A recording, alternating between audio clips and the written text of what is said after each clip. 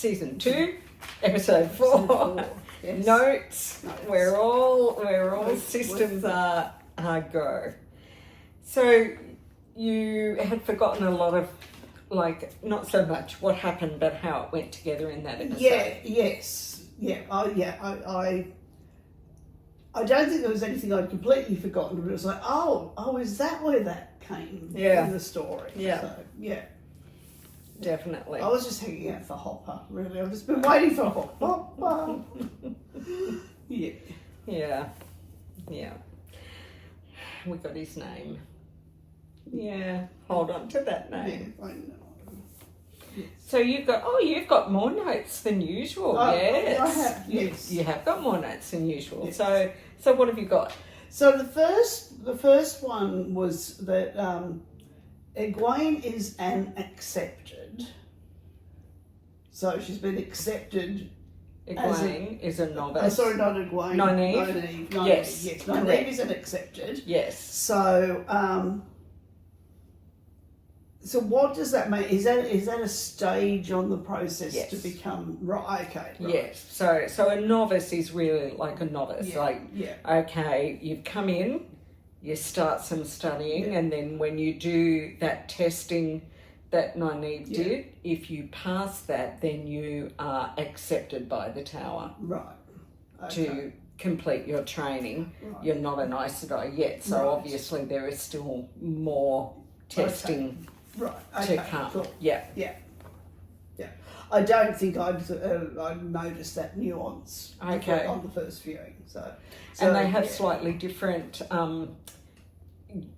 they're not really quite uniforms, but the outfits that they wear are slightly different too. And I'm certain that I didn't notice on the first viewing the kind of multicoloured cuffs that she Correct. had. So, with the 7 colours of the Aja. Yeah. Yep. So that immediately tells you that the person is an accepted non-novice. Right. Mm-hmm. But still hasn't joined a particular...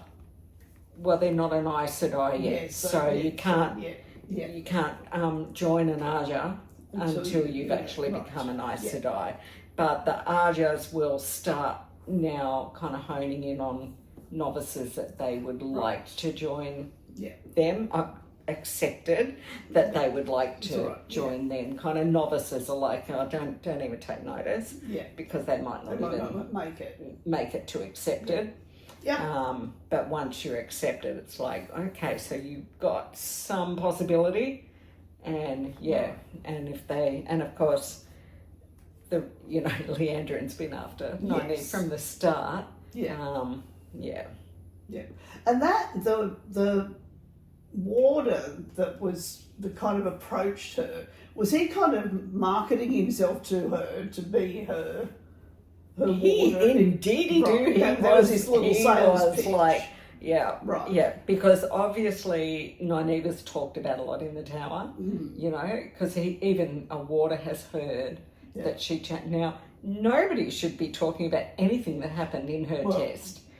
Actually, right? yes, and I did notice that Right. and think that was unexpected. Yes. Well, the gossip's gone around. Right? Yeah. Gossip will gossip. Yeah. And so we kind of got that, and so he was like, maybe, maybe I can get in good with her now. Right. And I could get to be her warder. Yeah. Right. Cool. So my next thing was around when Elias and Perrin were talking, and Elias is teaching Perrin more about the communication in visions. And he said, and I think Perrin asked a question about why hadn't they gone to the Aes Sedai, or there was a question. Why didn't you approach me sooner? Yes. Yeah. And Elias said that he wouldn't because it would be too dangerous, because I can't remember his exact words. But we don't like women who can channel. Yeah. Yes. And then he said, Aes Sedai don't trust what they don't understand. Mm-hmm. And then he was talking more about the visions, and you will learn, and it'll come to you, and about how the wolves communicate in visions, and we saw the deer and all of that stuff. And then in the very next scene, after all of that stuff between Elias and Perrin, we had a conversation between, not Ivan, the other one, Maxim, between Maxim and Lan, yeah, talking about the bond, yeah, and masking the bond. yeah, And Maxim was talking about that it was really breaking his brain when he first joined the little threesome because it was too much in his head. And I was like, of all of the people who should understand how the wolves communicate, surely then it would be the Aes Sedai, because that's how they communicate with their warders. So nice catch. Yeah, I like that. So they do think a lot about the transitions, what scenes they put one after the other. So that's actually a really nice catch. Yeah. So it was just like, so it's not actually a case of the Aes Sedai don't trust what they don't understand. They just don't like anyone else being able to do anything they can do. Well, I think, yes. I mean, I think it's a bit of both, right? You know, if it's something that they can't control, they're not gonna like it. Yeah, and it's probably And I think that if it's something that a man's doing, it's just going to be like, no. Yeah. Yes. Right? Even though it's obviously not the one power that they're using with the wolves. Yes, it's something else entirely. You wouldn't want you wouldn't want Leandrin to get a hold of Elias, because do you think she would believe that it's not something that she can absolutely get? not. She'd be, yes. Yeah, but no, that's I do like that point. It's a lot of the Aes Sedai's issue is about control and power. Yeah. So it's not that they don't understand. They just they don't like it when other people can have power. Correct. So my next one was the whole scene where Celine took Rand to the cliff top, and I don't understand why she did that. I couldn't quite see why that couldn't have happened in town. Why did she need to take him out of town to have that conversation and for that all to lead to what it led to? Right. What was she leading it to then? Well, so because I think that's the question, is where was she hoping to take all of that? That might answer why she's not doing it in town. Well, I'm not really sure. I don't know. My brain's a bit fried today, people. I'm sorry. Cathy is firing on only 3 cylinders, so we're going to cut her a bit of slack, but I'm not also. No, of course not. Well, I mean, where it all culminated was her revealing herself to him in the cabin thing, but why? And I'll tell you why it really got my attention was because the scene opened when she took him out into the countryside. It opened with them on a cliff top looking down over nature. Over a beautiful valley that might remind Rand of home and get all kinds of, things going. Yeah. But it felt a bit sentimental. Because I couldn't remember. I remember the scene in the cabin, obviously, and the knife through the body at the end when Moraine shows up. But the opening of that scene where they were standing on the cliff top reminded me of the story of Satan tempting Jesus on the mountaintop. For sure. Kind of going, this could be all yours. And so I wondered whether it was a kind of an element of that, and whether that was a kind of sub-layer of Rand going, but when I'm in the country, I'm reminded of how it could be. And so, was there a kind of indication that, Rand, you could use your power to make everything like this? Or am I just putting my own context on top of something that's not there at all? So, it's really good because we that have read the books have a lot more pieces Right. of the puzzle, and I love how much you've just seen into that scene that was not explicit. Okay. Right, so you've picked up some beautiful implicit things that were in the scene. Right. So you are actually on a really good track there with your thinking. Okay. Righto. Right? Right. So, and I had never actually connected it to that tempting on the mountaintop. I really like that. Because we don't know yet a lot about Landview. We don't know yet a lot about her motivations. Right. Okay. And so all I can say is that is extremely astute. Okay. Extremely astute. All right. Okay. Beautiful. Because the first time I watched it, at that point in the scene, I thought she was just his girlfriend, so I didn't read anything into it at all. Correct. So. Editing Koala coming back later on. And of course, what we know, which I probably could have talked to her about, and maybe I will bring that back up with her during this season. Maybe we'll wait until we rewatch after watching season 3. But of course, Ishmael is really the one that does the offering in the show, which is a lovely foreshadowing of all of what Rand could have if he just seizes the power and remakes things, you know, in his own image, which is the huge parallel drawn between that temptation scene from the Bible. Yeah. Okay. All right. And that's like that whole benefit of our 100,000 rereads. Is that, you know, instead of just going with the story, all of a sudden you're looking at part of the story, knowing where it goes and going, now hang on, what? Why are you doing this? Because I did make a note about that scene that's on quite a different part of what was happening, where I just said that Celine loves to bring up the man before Rand, but hates him to have a past at all. It's like, you know, it's like you never tell your girlfriend about, you know, the girlfriend you had before her, but she loves to bring up the man before him.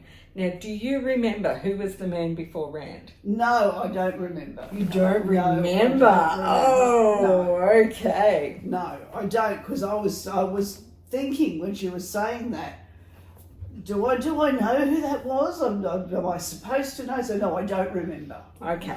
No. Okay. So I won't spoil that. I'll let that get revealed. And then as we learn more in future seasons about that whole situation, it's like, you know, once we've watched season 3 and 4 and we come back and we're rewatching and we'll get to that scene and you're going to remember what you saw implied, and you know you're going to see more. So this is why I like to ask you questions too, because it helps me to know how much you know and how much you remember, so that I don't just like go charging on in with something.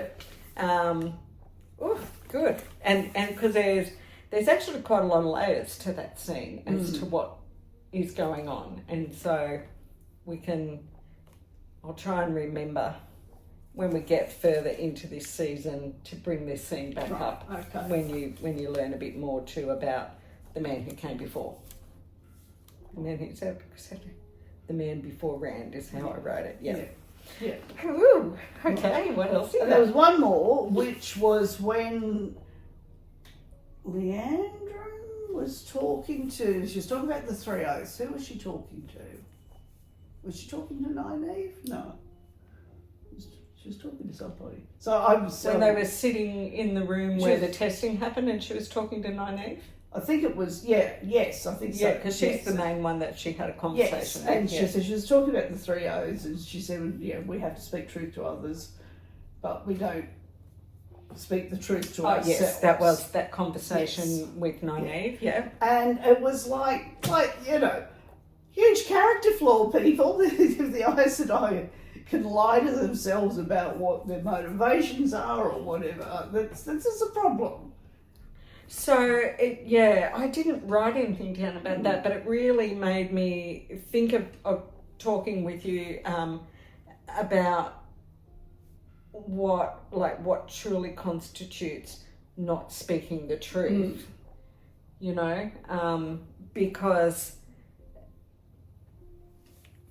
you know, most of us who try to be honest people at least would say that omitting something is the same as telling a lie, but an Aes Sedai can do that. Yes, very well. They can say, you know, just talk about half of a situation.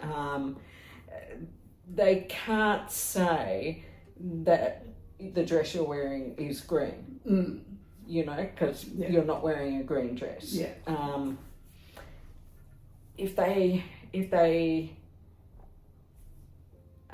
didn't like something, they wouldn't be able to say, "Oh, I love that." But they might say something like, I don't think I'm a very good Aes Sedai lying person, but they could say something about, it's wonderful how much you enjoy that. Well, you know, that implies like that they're happy about it and they like the situation when in fact they, you know, they might think it's stupid. So, so there's a huge amount of nuance around lying. But when you see Moraine say to Rand when he had her up against the wall, you know I can't lie.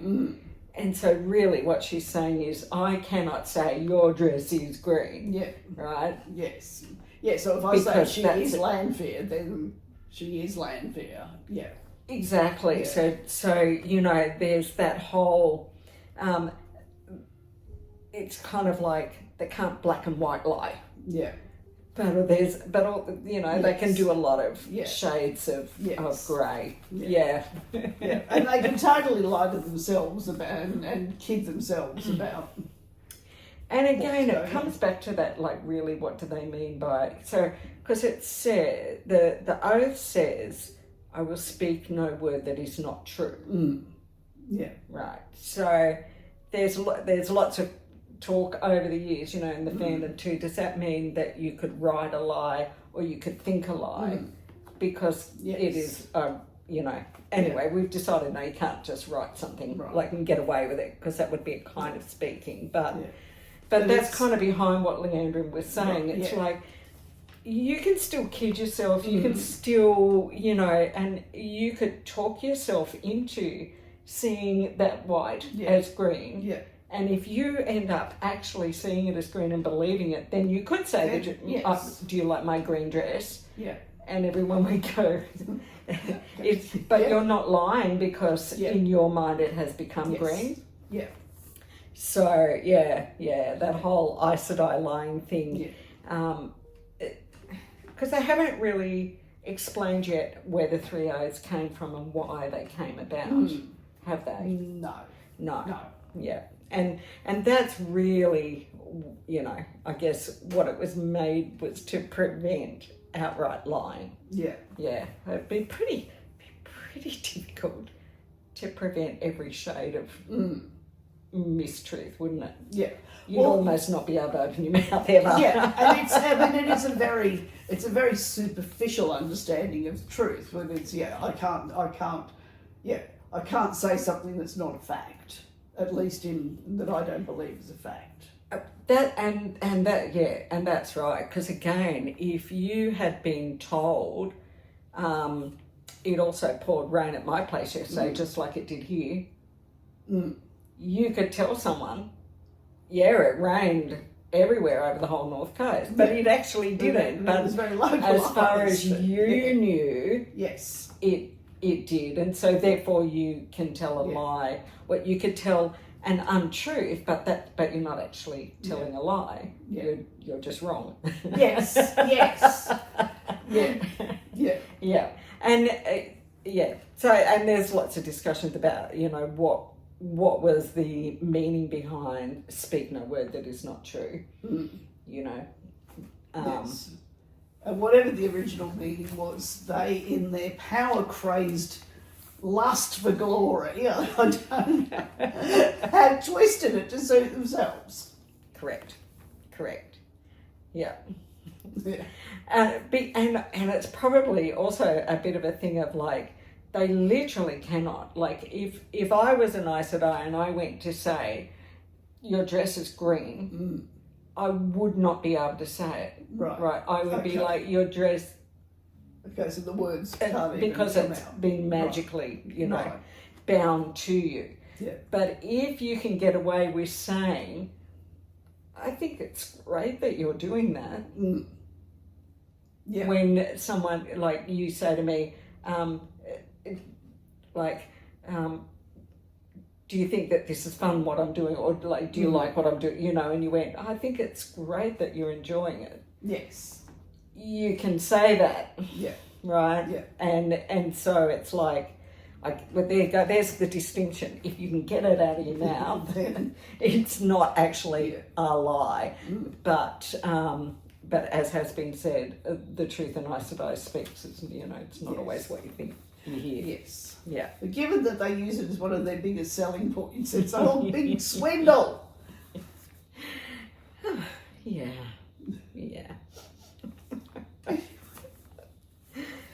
So that was all I had. Oh, that was all really good stuff. Yeah. And I've only got a couple of other things. I think I had noticed before, but I really noticed that as soon as Moraine arrived in Cairn and got to her sister's house, she asked her servant or I guess he's a servant, like butler, whatever he is, to get her a bottle of Gildaman red. Yes. Because she knows what Lagaine likes. And I did spot that this time. Yes. Yeah. So these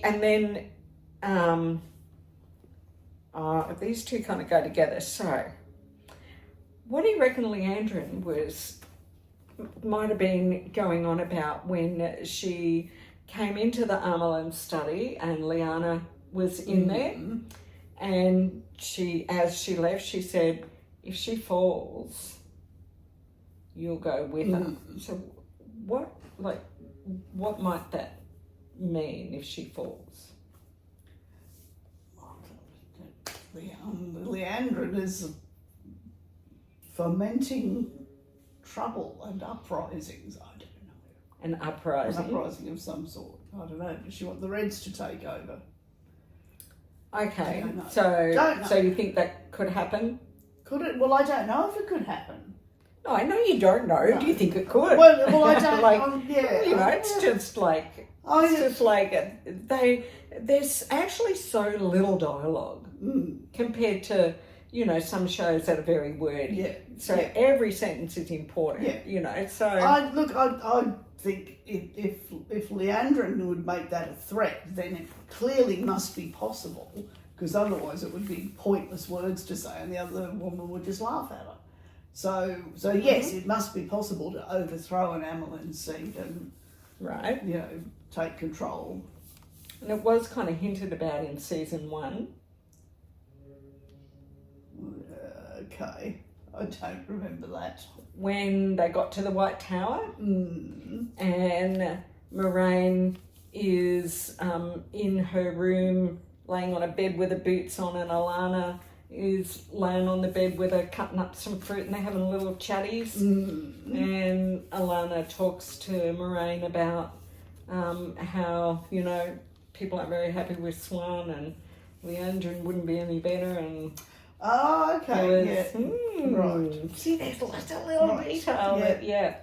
So it seems like, you know, it's not all rainbows and unicorns in there.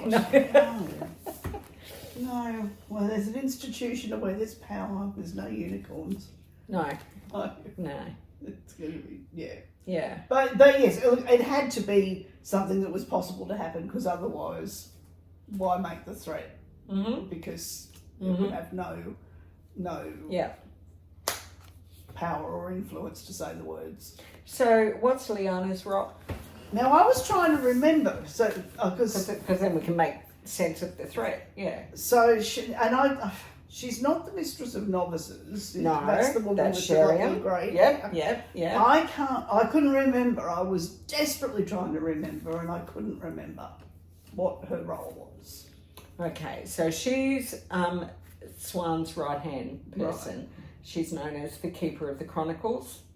So right. Swan is the amanuensis, and Liana is the second in charge, so the Keeper of the Chronicles. Right. And so, yeah, if she's not going to play lice with Leandrin and there is something brewing, then I guess she's not going to be second in charge. No. You know? Yeah. Yes. So the last thing that I've got is the conversation started there with Leandrin talking about the Western Shore being under attack. Yeah. Do you remember what that is? The attack on the Western Shore? Well, that's all the people in the boats, isn't it? Yep, the boat people. Yes. Yeah. And what were they called? I cannot remember. I can picture them, but I can't remember. Sean Chen? Right. There. Yep. How can you just forget words that make no sense? It's just been made up by then. Yeah. So she's saying to Liana, making it sound like she's got the word that the Tower don't know anything about, that they're under attack. And I thought it was really interesting, coming back to this thing about lying too, was that she says, because she said that stuff to Liana, but then when she was talking to Nynaeve, right? Yeah. And she said to Nynaeve, and the White Tower don't care about it. So, does the White Tower really not care about what's going on the Western Shore? No, but they're not doing what Leandrin would want them to do, so I guess in her perception they don't care. Right. They don't care in the right way. What does Leandrin want them to do? I can't remember, because all I could remember was that she only wanted Nynaeve to get out. The other two weren't meant to be with her. And I cannot remember why. Right. I know that she had a particular idea, but I can't remember what it is.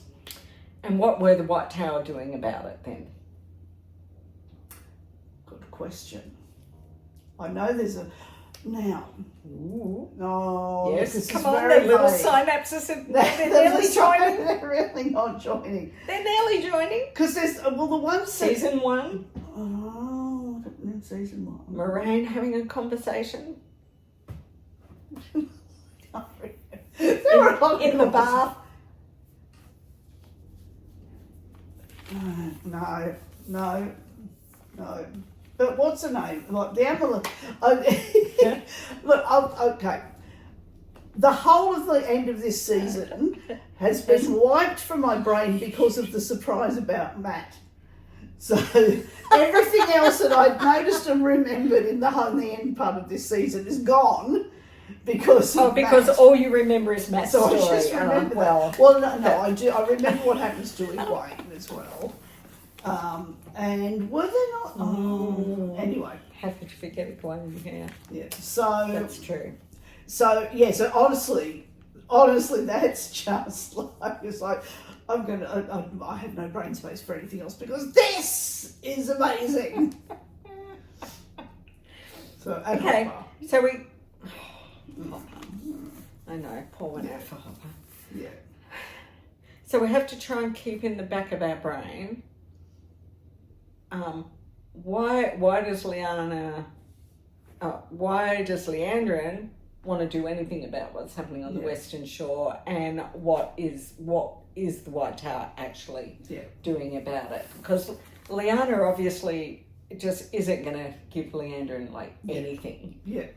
And so again, it can appear to be lies because Leandrin's there's trouble over there. Well, there's always trouble over there. And which could be that Leandrin generally thinks the White Tower is doing nothing. Because Liana didn't say, oh, look, we've done this and we've done that and we've heard this back and we've, you know, she's just like, yeah, there's always trouble over there. Yeah. Right? Yes. You know, just shut her down. Because when you're at the top, you don't explain all of everything to everybody, particularly not Leandra. Well, no, that's a pretty good idea not to tell her more than she needs to know. Yeah. But I'm enjoying kind of looking at it too with thinking about the whole lying thing. You know? Yeah. Because again, Liana didn't lie to Leandra, but she did not tell her anything that was true. She just like fobbed her off with nothing answers. Yes. And I agree with her doing it, etc. But you know, that doesn't foster I said I will always tell the truth. Yes. You know, feeling about anything. Yeah. And when you create a hierarchy of truth, where the higher up the hierarchy, the less you have to say, and the more you can prevaricate and fudge through the truth, the more dangerous that becomes.